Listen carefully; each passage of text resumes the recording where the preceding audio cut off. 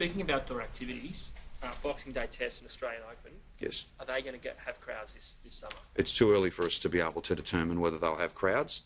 It's too early for us then also to determine how big any crowd might be. That's certainly our aim. We've taken that offline. We are having detailed discussions with whether it be cricket authorities, the MCC, the whole AO team, talking to them about what their event looks like. And there are lots of other events that are not quite as famous as that maybe, but there's lots of other events that would normally occur over summer, and we just have to work through each of those event by event, venue by venue, and so that isn't finished yet. And the other point is that it's really hard for us to predict where virus numbers will be.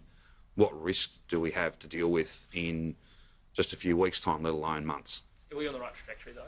I think we are, but I don't think it's going to be the Boxing Day Test like it normally is.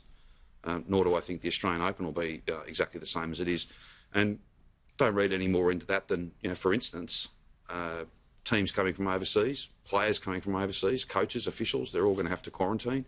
It's not going to be an ordinary summer from that point of view, but we'll get as many people as we can get there, provided it's safe. That's the most important thing. We don't want one event, as important as those events are economically and also for a sense of normality for people. The Australian Open tennis is a big feature of every summer. It's a really big event for us.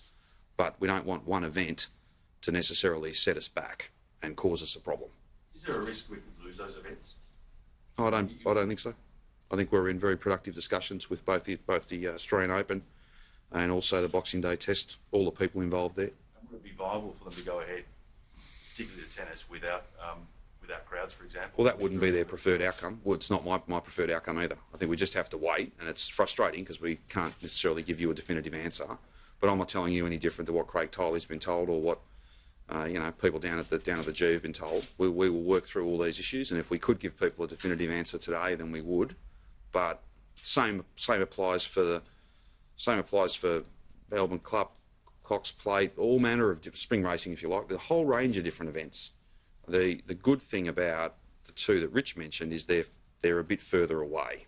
They're well into the summer, and they're well, hopefully, into that COVID normal that we've all found and that we can lock in.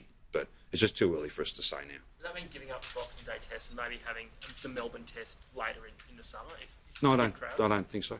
We're in very productive discussions with the cricket people about that. We want the event here.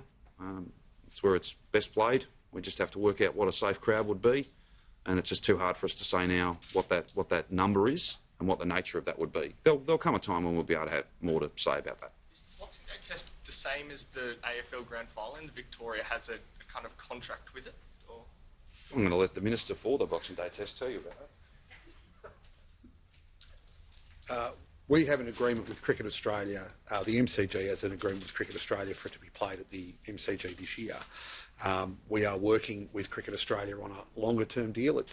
The constraint is Cricket Australia's arrangements with the International Cricket Council about how long they have an agreement for the Boxing Day Test to be in Australia for. So at the moment there's an agreement, as I recall, for the Boxing Day Test to be an Australian event until 2022, and CA are in discussions with the ICC and the BCCI about extending that arrangement, but that's an ongoing conversation. I think you might be aware that our friends in South Africa have been coveting that time slot for a while now.